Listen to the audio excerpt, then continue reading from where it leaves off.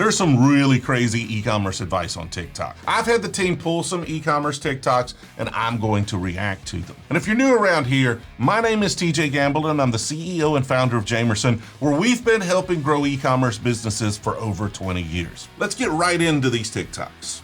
I've never understood people who start hard businesses. I run multiple businesses that sell things online, right? But they're not just like anything. They're like really, really expensive things. We're talking like friggin' espresso machines, wine coolers, luxurious furniture, kayaks, poker tables, pool tables. We're talking really high ticket items. And that is what allows me to get like really big orders like this, like $3,700 order, $2,900 order. And these, again, this is one product that these customers are buying. I've been doing this form of drop shipping because it's drop shipping. I drop ship these big products. I've been doing it for about 2 years. My first year, I only did 100K. My second year, I did $1 million. So crazy growth. And the most amazing part about this is that transitioning from selling low ticket, cheap from China to high ticket, expensive stuff from USA, I didn't need any certification or degree. There's no really big prerequisites. I just needed to learn the knowledge. And I'm sharing the knowledge, guys. If you guys want to learn more, follow my TikTok, watch some more videos, hit the link in my bio, schedule a free consultation, and we'll get you started. Okay, a lot to unpack here. Congratulations on the growth, right? If he 10x that in a year, fantastic. What you've got to understand, what he's not telling you though, are a few things. One, if he did 100,000 or $1 million, that's not profit, that's sales. And so the higher ticket the item, the more money you typically have to spend to acquire that customer. And that's great because you can do that, right? But if if you're selling something for $30, well, you might have 10 or 20 to get the customer. But if you're selling something for $3,000, then you can spend $1,000 to acquire that customer and still maintain profitability. So there is some truth in that, right? Higher ticket items have some advantages, but also him saying, I don't understand why people build hard businesses. This young man, he looks fairly young. He probably was a toddler the last time we had an economic downturn. And so the problem with that is as soon as we go into a recession, like it appears as though we're in, a kind of a tightening of our economy, interest rates going up, people pulling back, people starting to lose jobs and things, the first things that are cut back on are luxury goods. And so I would be interested to see can he continue that growth over the next year? Because I have the feeling that his business model may be decimated, whereas folks that are selling, $30 products might be able to continue to survive that. Yes, some merit here, but also it is not all sunshine and rainbows. If you're not making $5,000 to $10,000 a month, stop scrolling. I'm going to show you a way you can make money online that can replace your 9 to 5 in just a few months, no inventory involved, and very low start. I know it sounds way too good to be true, but trust me. First, pick a niche and then go to canva.com and create a design based off of the niche that you picked. Make sure it's cute and uses graphics that you're able to use. Then go to Shopify and start your free trial and download the Printful app. Once you're on Printful, select a product that you want to sell. I'm going to choose a phone case. Then upload the design you just made on Canva onto the product that you want to sell. Add in your description and make sure that you make your price so that you're making a profit. Then upload the product and it will sync to your Shopify where you're able to customize it and create a listing just like this one. You won't hold any inventory because anytime you get an order, Printful will create that order and send it directly to your customer. Follow me for more tips. I thought she was going to tell me how to make money. Like, she literally just described print on demand, drop shipping. That's all she did. She just told me, hey, you want to make a bunch of money? Print on demand. That's how. But there's no magic in that. Everybody knows that already. You can set up and put a design on something and someplace will ship it. But how do you get sales? Like, that's the hard part. The hard part is not knowing that drop shipping or print on demand exists. The hard part is actually creating designs that people want and realistically creating ads that'll drive customers to it. Not very practical advice. Like, this is just, how many views does this have? I don't even see the view count, but it has 6,000 likes. Okay, let's look at the comments. I could do this.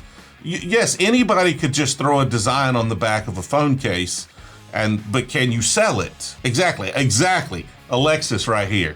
Exactly. Good question. Use social media platforms like TikTok or Instagram. But like, you're given no advice on how to actually do that. Yeah, like, I understand it's a less than a minute.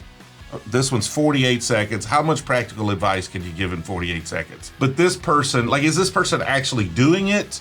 Or are they just like one of those kind of surface level gurus that are, and I don't know this person. I don't know, what is it, Ecom with Mac. Don't know Ecom with Mac.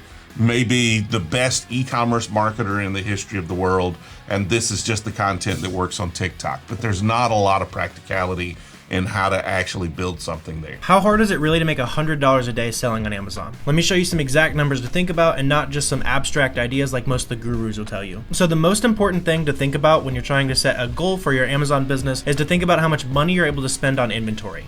So we can run some pretty simple math to figure out exactly how much you need to spend in order to make $100 a day in profit. So let's say year to date you've made $2,000 and year to date you've spent $5,000 on your products. That's a fairly standard return on investment. And if we want to make $3,000 a month, aka $100 a day, that means we need to be able to spend $7,500 a month and $250 a day. For my personal Amazon business, I shoot to spend about $3,000 a day, so it's really not as hard as you might think to be able to spend $250. If you want to learn how to profitably spend money on inventory to sell on Amazon, go ahead and follow to learn more. What he's saying is that math works. Like, math is a thing.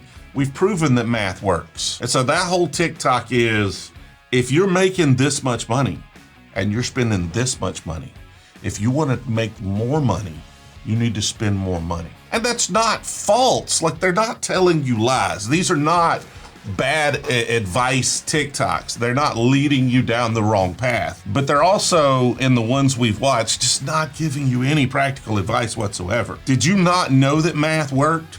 Did you not know that if you have something and you're spending this much in ads, that you could spend more to raise that? Was that revolutionary to you? Did a light bulb go off and you're just like, oh my God, now I get it. Now I get it. If I increase my ad budget and my ads are working, then I make more money.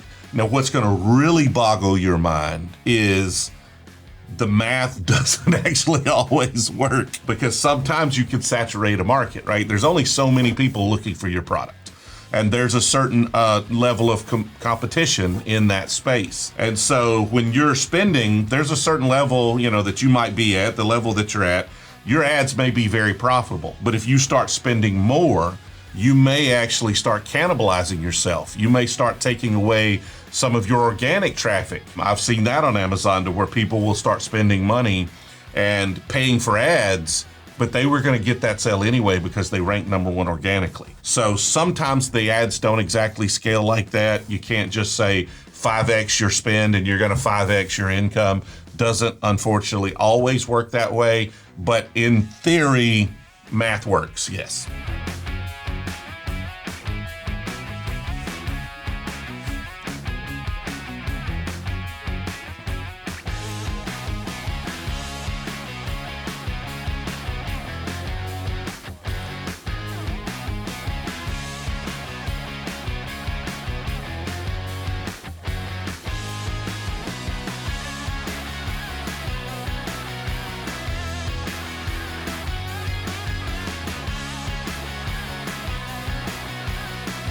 I really like the structure of this TikTok. I may steal that for some content ideas, but the free trial was really smart. But there's a lot of reasons why Shopify grew. If you're having trouble getting people to try your product, or it's a big cumbersome process, then make it simple, make it free. That's what Shopify did really, really well. And you've got to understand that in the context of where they were when they started doing that. Big open source software was their main competitor.